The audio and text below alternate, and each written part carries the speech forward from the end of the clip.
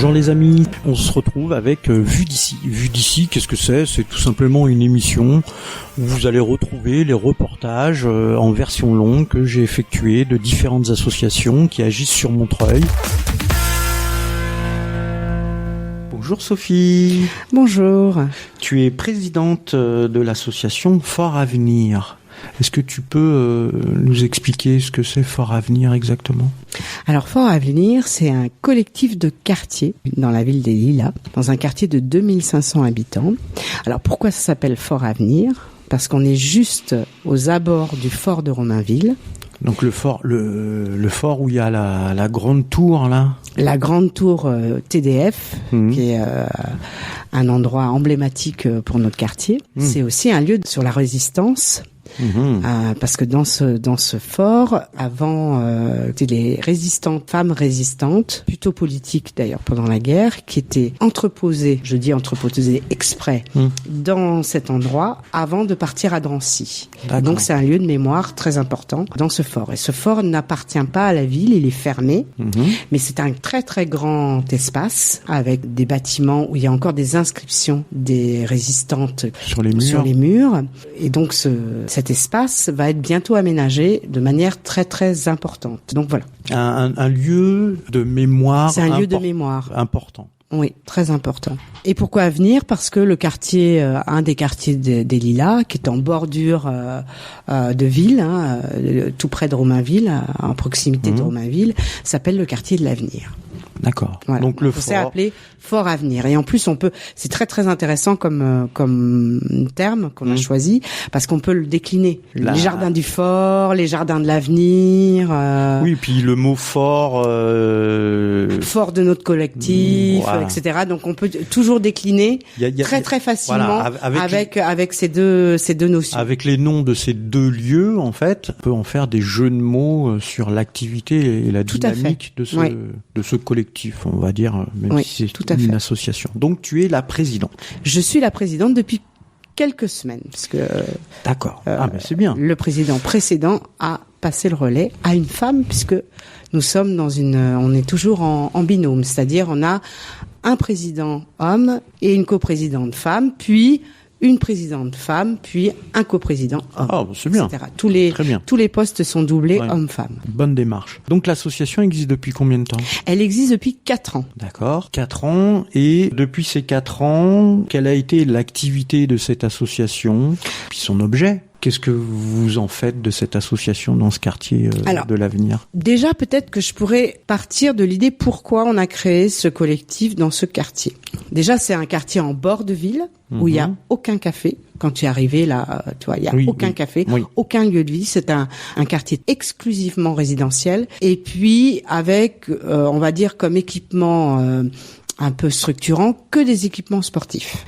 Donc c'est difficile à faire du lien dans ce quartier. Oui, parce que tout le monde fait pas du sport. Exactement. Et puis on n'a pas la place où le café où tout le monde se retrouve, où les mamans qui sortent des écoles se retrouvent pour faire du lien, etc. On n'a pas ça.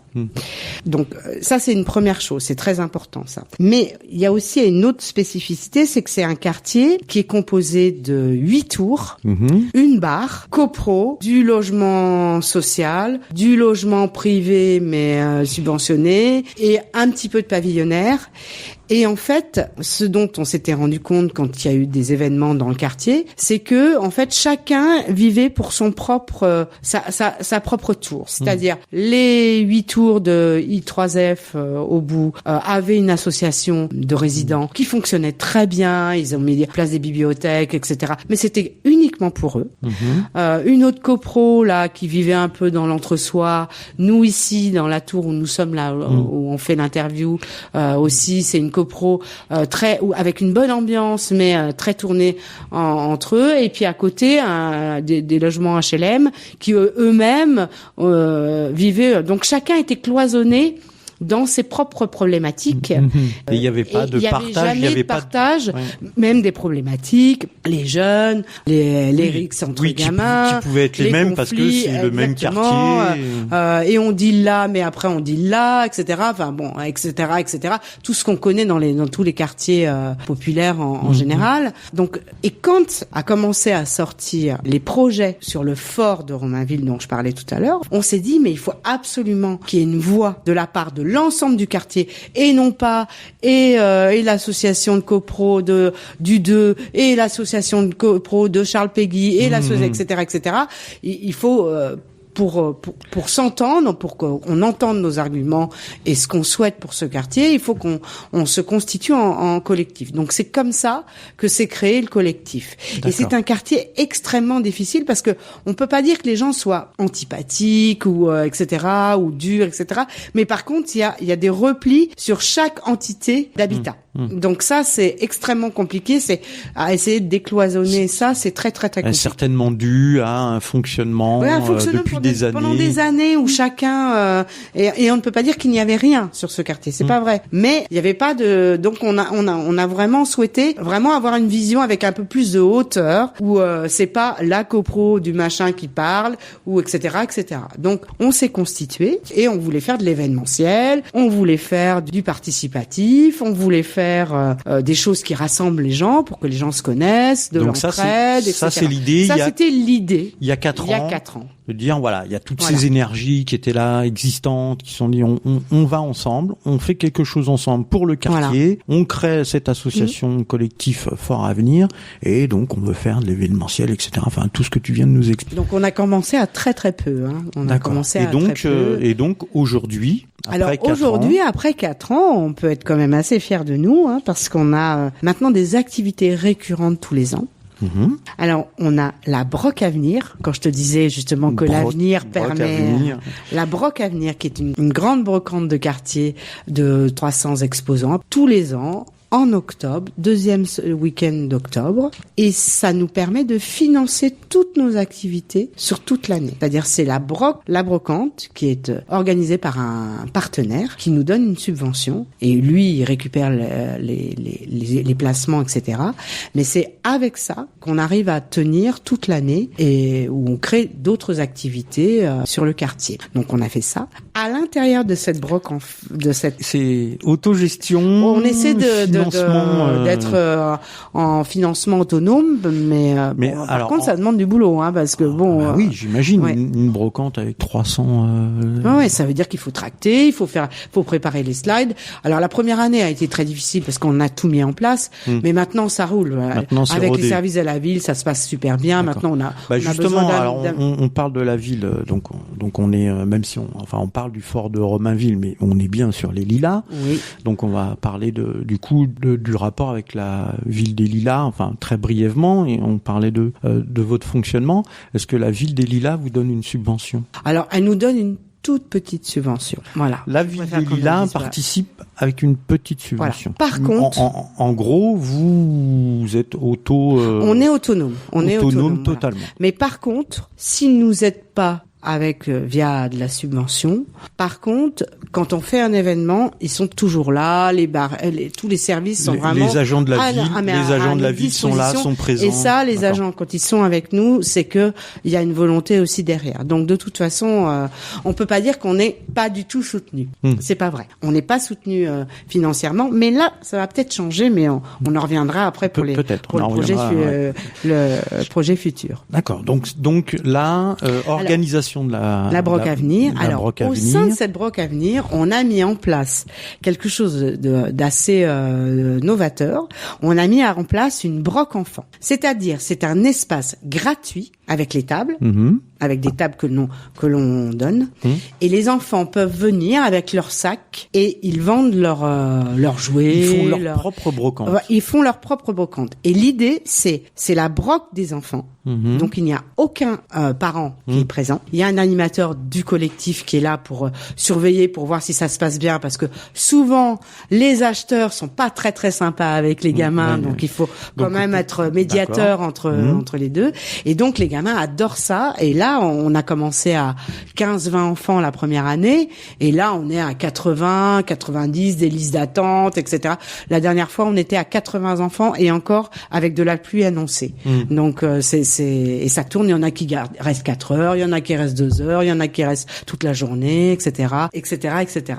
C'est bien ça. Donc ça ça leur donne une petite responsabilité d'organisation. Ça a l'air de bien fonctionner. Ça fonctionne bien. Les premières années aussi, on avait une espèce d'agora avec des associations qui venaient, des associations lilasiennes, donc à Vélo pour tous, qui fait de la réparation de vélos, des associations sur l'éco-responsabilité, etc., qui venaient. On a un peu abandonné les 2 dernières années parce que on s'essoufflait un peu. Il faut qu'on trouve une nouvelle forme différente là pour la prochaine. Donc cette brocante et en dehors de cette brocante. Alors en dehors de cette brocante, on a participé pendant les années où ça avait lieu à la grande parade Métèque, que vous connaissez à Montreuil, puisqu'il y a une grande parade Métèque aussi. On connaît bien. D'ailleurs, qui aujourd'hui. D'ailleurs, j'ai fait un interview de Sylvie il y a pas si longtemps que ça Aujourd'hui, elle n'existe plus sur le secteur ici parce qu'on avait un atelier. Et alors pourquoi on y a participé ? Parce que ce sont des valeurs auxquelles on croit bien évidemment, mais c'est surtout qu'elle passait dans le quartier et que le point culminant de la grande parade était juste derrière. Donc c'était très important que nous on emmène aussi les habitants sur ces questions-là. On a emmené les habitants, on a fait des chars, etc. Aujourd'hui on est un peu malheureux qu'elle n'existe plus. Peut-être qu'un jour ça reviendra. C'est ça ce qui est bien, c'est que du coup on est au Lilas, on parle d'une initiative qui a été au Lilas et maintenant qui est à Montreuil. On est vraiment c'est l'Est parisien. C'est l'Est parisien. C'est vraiment l'Est parisien. On partage les mêmes choses. On n'est pas dans les mêmes villes, on n'a pas les mêmes tailles de villes, mais on partage les mêmes valeurs et les mêmes soucis en tout cas. Oui. Et puis même les associations, on se connaît quand même les grandes associations, on est quand même assez on peut travailler. Ça nous arrive de travailler avec d'autres associations qui sont en dehors des Lilas. Ensuite, alors on a monté ce qu'on appelait les petits jardins de l'avenir. C'était un tout petit îlot, c'était un petit espace qui appartenait à la ville qu'on a un espace en mètres carrés, tu peux ça faisait pas 10 mètres sur 2 quoi. Donc ça faisait 20 mètres carrés. C'était tout petit, vraiment un tout petit espace. Mais on a dit on y va, allez on plante, on va voir ce que ça donne. Alors, tout le monde nous a dit mais non, les ados ils vont tout vous arracher, etc., etc. Oui, ça revient souvent quand on parle de jardin partagé. Donc on y est allé comme ça. C'était sur un rond-point, donc pas très sécurisé, sans eau, sans rien. Et finalement, au bout de 4 ans, ça poussait partout. Et pour le coup, ça nous a donné le goût de cette activité, parce que non seulement, c'est pas sur le fait que ça jardine, parce qu'on peut pas dire qu'on a des hordes de personnes qui viennent jardiner. Faut pas rêver. Dans n'importe quelle démarche de jardin partagé dans les villes, ça crée du beau. Ça crée du beau et ça crée de l'intérêt. C'est-à-dire que toutes les mamans qu'on voyait qui venaient au bord du petit jardin, qui prenaient les tomates, parce qu'évidemment tout était disponible. C'était sème qui veut, ramasse qui veut.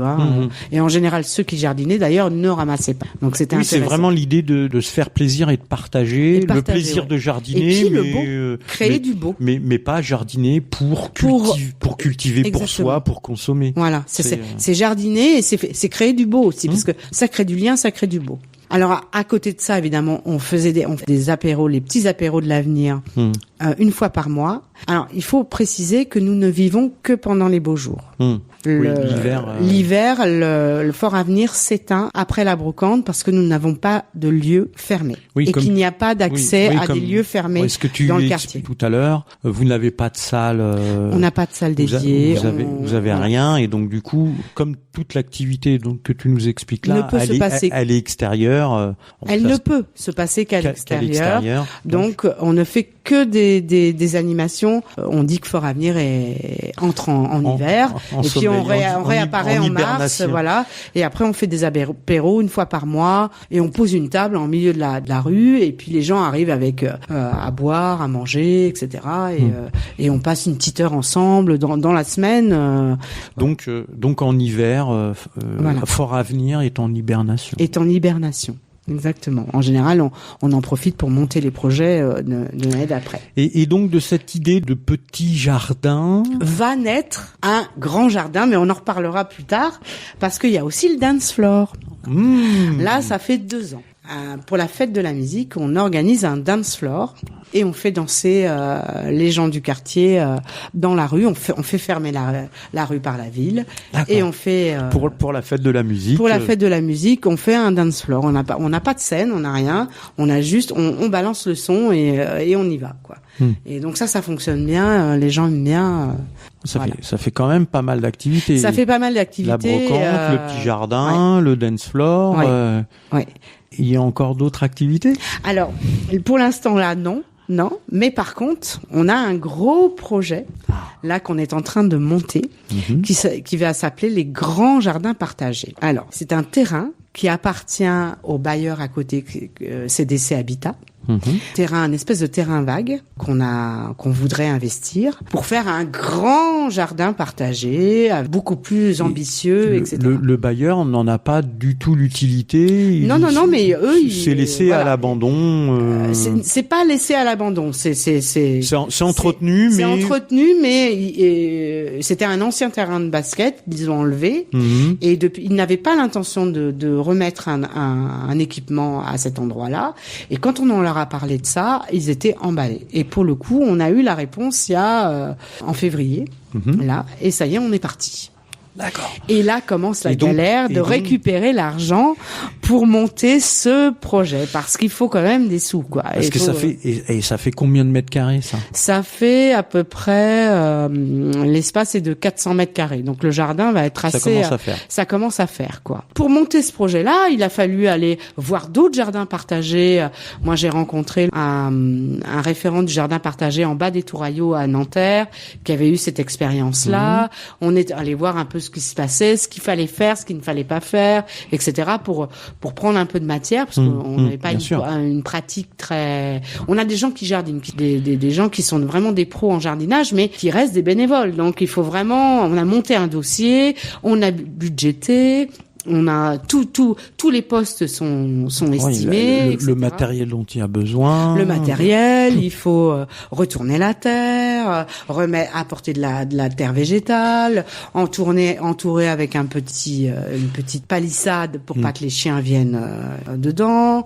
Mais ce sera un jardin ouvert. C'est la continuité du petit jardin partagé, c'est-à-dire mais avec une plus grande superficie, pour qu'il y ait plus de personnes qui puissent y participer. Voilà, c'est ça l'idée. C'est ça, et que nous, ce soit notre le lieu identifié Fort Avenir. Puisqu'on n'a pas de lieu fermé, eh ben pourquoi pas investir un lieu ouvert. Et du coup, qui sera aussi un lieu de rencontre. Un lieu de rencontre. On pourra faire. On a un groupe électrogène aujourd'hui. Donc on pourra faire aussi des événements. On pourra faire des soirées soupes, des soirées débats, des soirées. Enfin, on pourra faire plein de choses dans cet endroit, quoi. Du coup, les idées peuvent. Il y a plein d'idées qui émergent. D'autres idées pourront émerger. Et donc, pour ce jardin partagé, vous en êtes où aujourd'hui ? Alors, on en est où ? Alors là, commence la chasse à la subvention. Et ça, c'est pas une mince affaire. Parce que je reviens sur l'idée qu'on disait tout à l'heure que vous étiez autonome avec votre brocante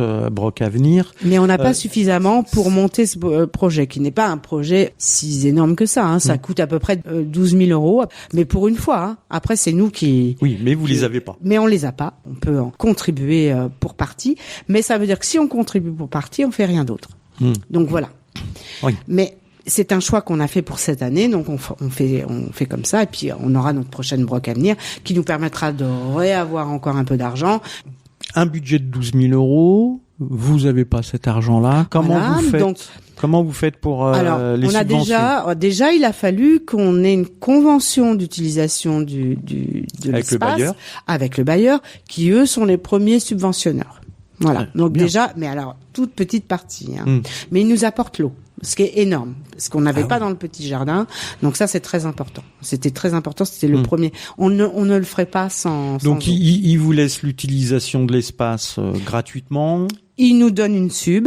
Il donne une petite sub et en plus. Et il nous apporte l'eau. Et il nous apporte l'eau. Voilà. Bon, et maintenant, on cherche d'autres financements. Donc déjà, c'est une grosse partie, quand même. Oui. Non. Déjà, on a déjà une bonne partie. Mais on n'a toujours pas délimité notre espace. On n'a toujours pas retourné la terre. On n'a toujours pas installé des bacs.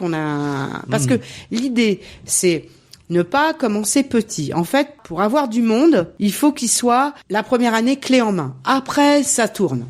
Mais oui, il faut on déjà nous a fortement conseillé dans les autres autres personnes qui font du jardin partagé, c'est la première année, c'est y aller vraiment très fortement. C'est-à-dire, on installe les bacs. On commence pas par un bac et puis la deuxième année un deuxième, parce que c'est épuisant et nous on va s'épuiser à faire ça. Parce que nous, ce qui nous intéresse, c'est pas de faire le chef de projet, parce que quand on va chercher la sub, faut répondre à la sub, il faut remplir un, il faut suivre, il faut aller au rendez-vous, etc.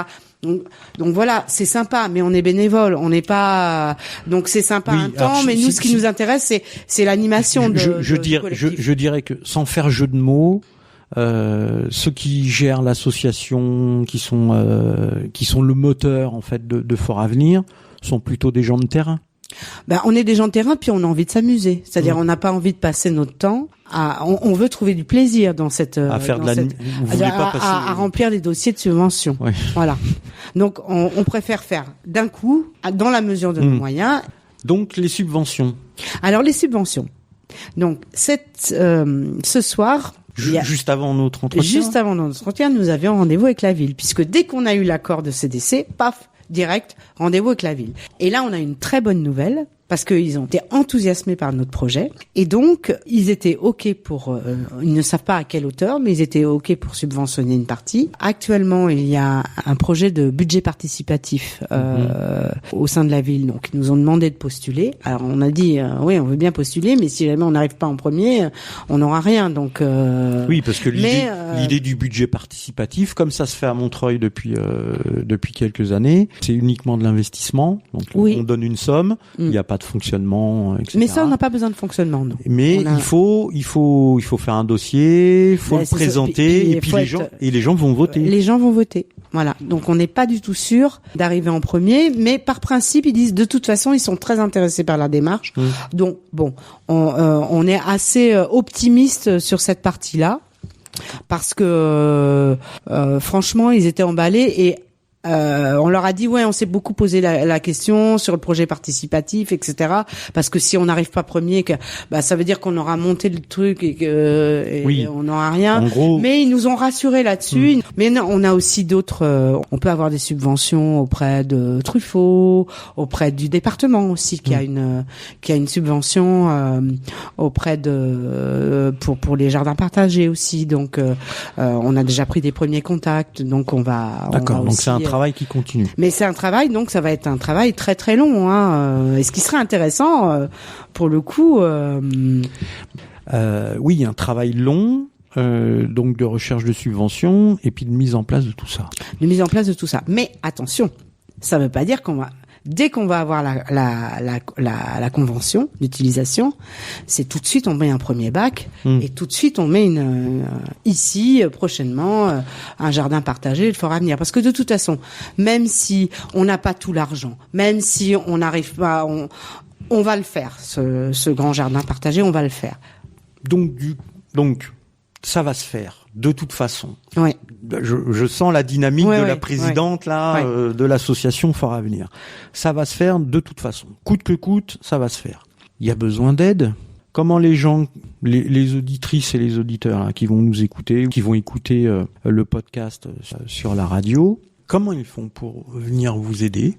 Et puis nous, la radio de l'Est parisien, comment on fait pour vous aider? Alors comment on fait pour nous aider? on va sur la page Facebook de Fort Avenir, on like et on partage, on vient à la broc pour faire des affaires, on adhère à l'association, on ne vit pas sur les adhésions. Mais c'est bien aussi, on a un fichier contact très très important. Ça permet Et ça c'est très important parce que ça fluidifie, on vient nous donner un coup de main. L'ensemble de ces dates, les informations pour la broc à venir, tu nous les donneras après. Nous, on les mettra sur le site internet de la Très radio. Comme ça, on mettra aussi le lien de la page Facebook. On mettra ça avec le podcast. Donc, ceux qui nous écoutent en podcast, ils ont juste à aller un petit peu plus bas dans la page et ils ont toutes les informations. Il y a un suivi qui se fera sur votre page et vous donnerez les informations au fur et à mesure. On a un site aussi qui s'appelle Fort Avenir. Eh ben, on mettra tout ça. Un site, un compte Facebook qui est très très alimenté. Dès qu'on a un événement, on l'indique, etc. Donc voilà. Donc pour vous aider, alors nous, Radio EMS, Radio de l'Est parisien, qu'est-ce qu'on va faire pour vous aider? On va suivre votre activité. On va se rencontrer encore quand vous allez installer votre premier bac, quand tout ça, on va suivre ensemble et on se reverra. Enfin nous, c'est ce qu'on va faire pour vous aider. Ce sera très intéressant parce que peut-être qu'il y aura des rebondissements, il y aura un peu de déprime, un peu parce que ça va être des hauts et des bas parce que c'est quand même souvent les associations maintenant comme effectivement les budgets des villes sont pas suffisamment importantes pour subventionner à hauteur d'eux parce que c'est pas il faut aller chercher là et c'est assez fatigant pour nous.